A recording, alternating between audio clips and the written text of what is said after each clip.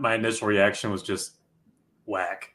Like, come on. Like, this is just, it's the story we get all too often, especially in 2025, of just, finding out much later that the winner is disqualified and it's going to the second place guy.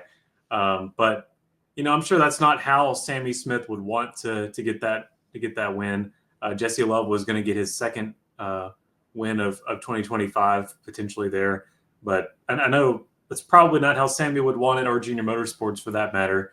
But you'll take it where you can find it, and at the Rock, that's a really cool place to grab the victory for the Dale Earnhardt Incorporated 8 to find victory lane.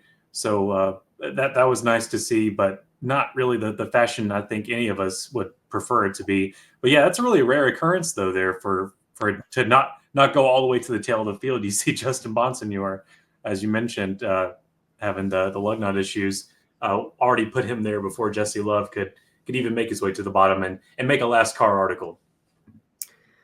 Yeah, unfortunate situation. I know some people were suggesting maybe when Jesse tried to park his car in the front stretch and it rolled off the banking, that maybe there was something there that had happened. I don't know. I know Bosie posted that thread, and again, I'm not a mechanic. It all kind of goes all over my head there. But if you want to check out his thread on X/Twitter, he posted a pretty good breakdown of the suspension issue that resulted in the disqualification.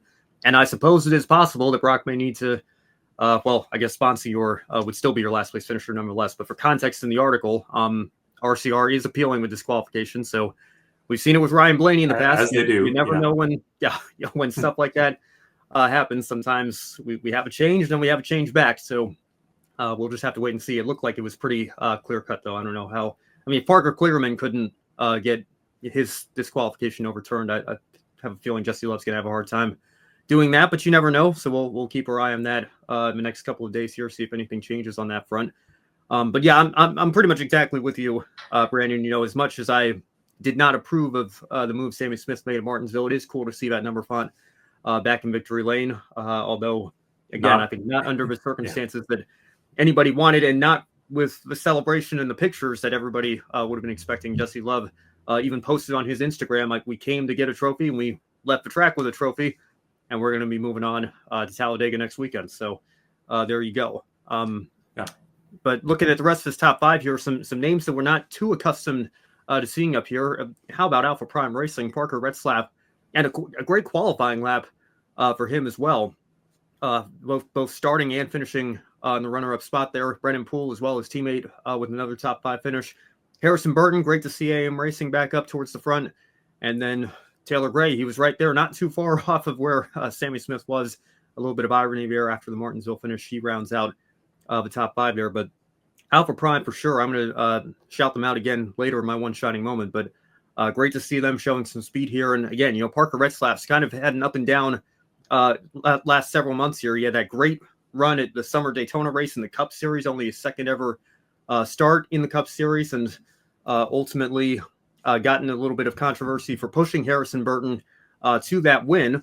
I think some people at Chevrolet probably weren't too happy with what went down there, but he ended up finding this ride at Alpha Prime Racing, and then this season had a very rough start, 29th at Daytona, pulling up the results here, 27th at Atlanta, and then didn't even make the race at Circuit of the Americas. We think of him as a good road course racer.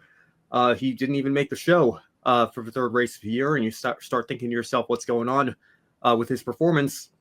But he came and bounced back, nearly got a top 10 the next week at Phoenix, and has been pretty much consistently in the top 20 ever since. But then this weekend was just thoroughly impressive. And I know Toby Christie posted that article interviewing Dale Earnhardt Jr. and asking Jr., who would you want to support, or who do you think is going to be, a star to keep your eye on that would put, a top ride in victory lane, and Parker Retzlaff was the name that he chose. So maybe Parker's got a future at Junior Motorsports. You never know, but certainly I think his stock has gone up after a performance like this weekend. Yeah, he definitely feels like a prospect to pick up in the coming year or two.